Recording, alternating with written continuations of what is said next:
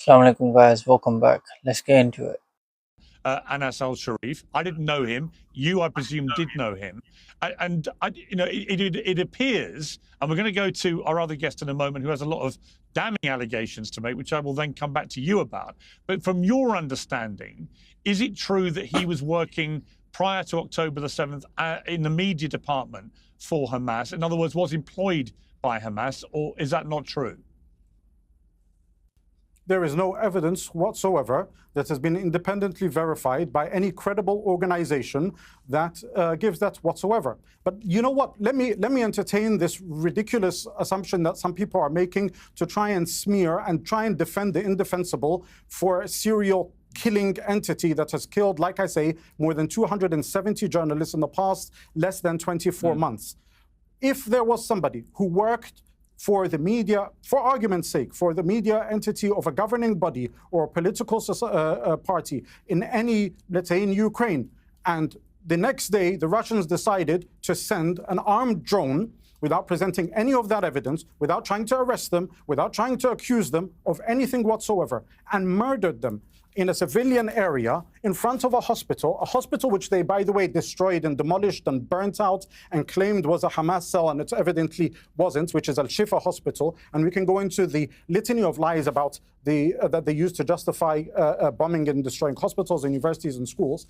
Is that justifiable? The fact that we're even having this conversation is bizarre to me when we are watching live streaming of a genocide that these journalists have been risking their lives in this ridiculous hope that the world will wake up one day, and see that our collective humanity is being massacred by an unhinged group of people who, because of their impunity and because we've drunk the Kool-Aid for the past 70, 80 years, and because mainstream media in the West has gone along with it, they can get away with it. I want to add a little comment there and say that, the real question is that why did they kill a journalist when he was there for a long time? They knew exactly where he was, and decided to kill him now. Maybe because the fact that, Netanyahu decided to take over Gaza City and he doesn't want to be exposed to the massacre that he's about to do, That's the real question, Forget about this Hamas. We already hear all this. We know about this. They want to accuse everyone Hamas. But the real thing is that they want to take over Gaza City, take over West Bank, the central West Bank, so there won't be a Palestinian state. They want to prevent that from happening. Even though the Western media or governments are saying that we want to see a Palestinian state, but if they're preventing that from happening, it's the Greater Israel Project. Anything. So we don't have a military fighting force that is ready to go, do we?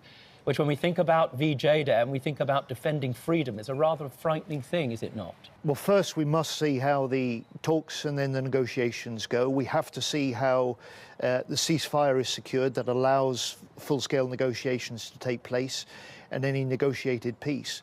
But we, with France, have been leading for the last few months more than 200 military planners from 30 nations to put together what we call the coalition of the willing, ready in those circumstances to step in from day one to help reassure the Ukrainians, to rebuild the strength of the Ukrainians, because in the end it's the Ukrainians that will be the best deterrence and the best defence for themselves against any renewed Russian aggression. Are you prepared and we can play a part in those early days of securing the skies and seas as well. Secretary, are you prepared to put boots on the ground, British boots on the ground? In other words, for British soldiers to risk their lives to defend Ukraine's borders? It's a yes or no, is it not? A big decision for any Defence Secretary and Prime Minister, but the Prime Minister has made clear that he's ready to consider putting UK boots on the ground in the circumstances of a negotiated peace.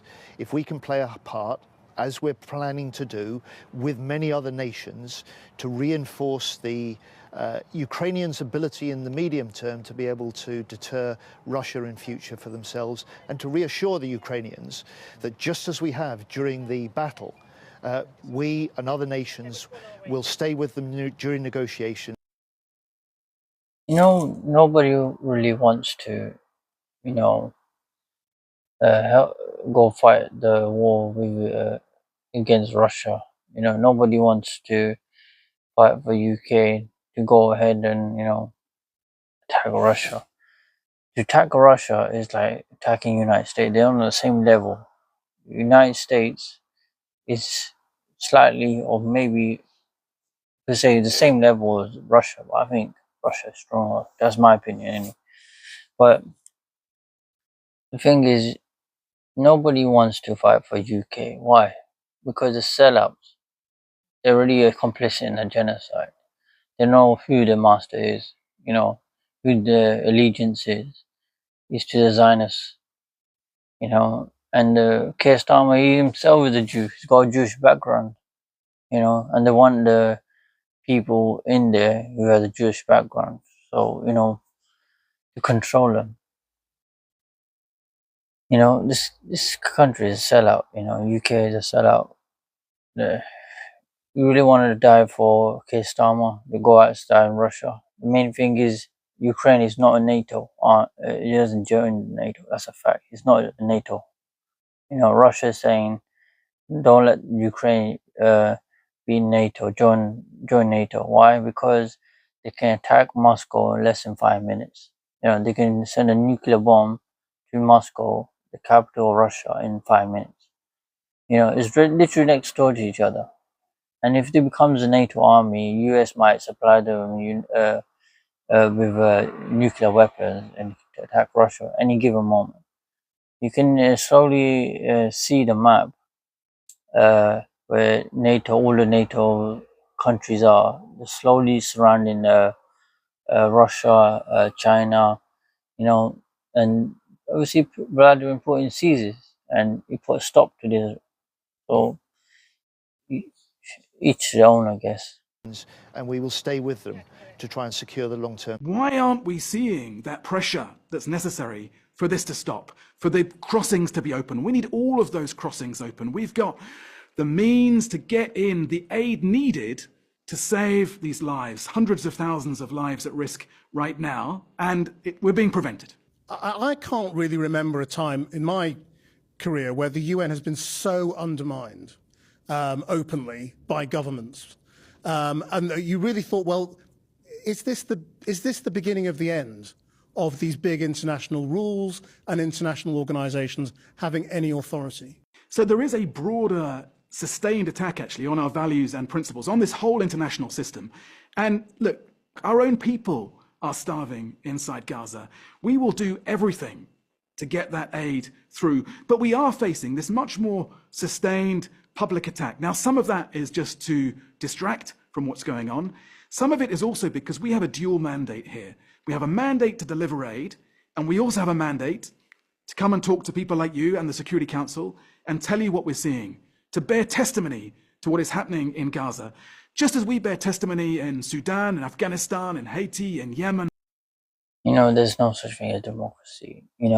So far as the United States and all these Zionists control what's going on, they'll control the media, everything that we hear and see. We rely on independent journalists that go out there and verify themselves. You see that person who was killed in next to Al Shifa Hospital, the guy who was a represent Al Jazeera. He went out there, day after day, showing what's happening.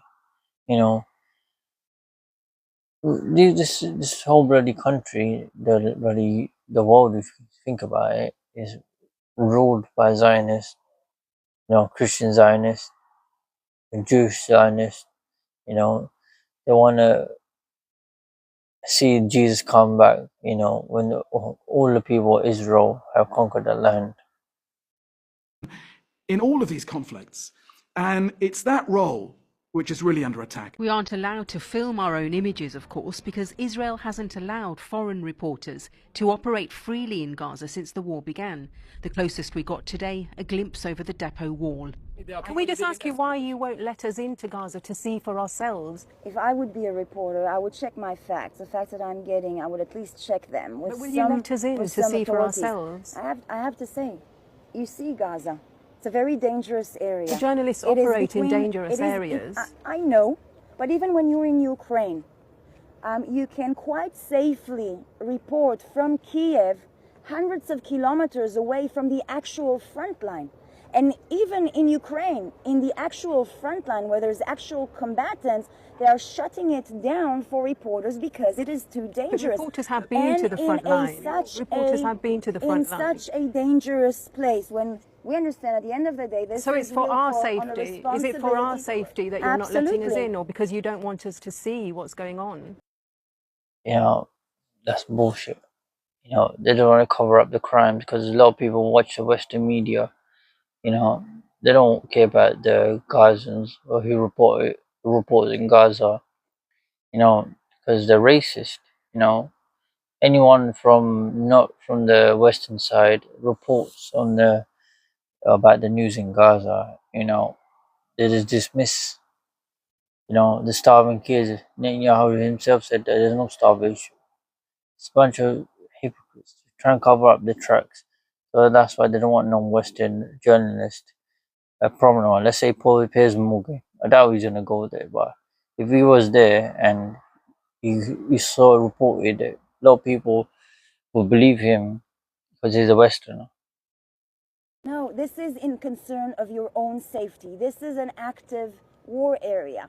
The whole world was watching and saw basically nothing but a very uncomfortable US president and his Russian counterpart taking over the interpretation of the outcome of that 3-hour meeting. Trump and Putin wrapped up their highly anticipated talks, but it seemed to yield very little of substance. There was a significant lack of meaningful outcomes, with no concrete agreements on key issues like security guarantees for Ukraine or a potential ceasefire, leaving many skeptical about any real progress. It felt like Putin managed to control the narrative, achieving a symbolic victory just by being present, while Trump's hesitant demeanor allowed Putin to overshadow him, which is kind of surprising given Trump's usual flair for the dramatic. There are also growing concerns about the long-term implication for European security. Europe certainly hopes that moving forward, Trump will collaborate with NATO allies and put pressure on Putin for a ceasefire to help ensure at You least know some level of stability. this, and I know this, that not sometimes not everything happens in one day. You know, first meeting, alright, you go there, you test the waters, you express what you want and this and that.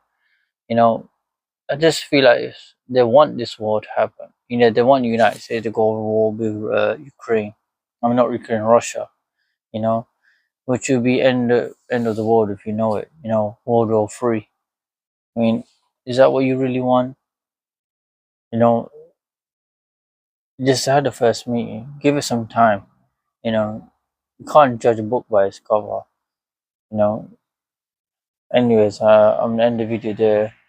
If you like the video, please like, share, and subscribe. Assalamu alaikum.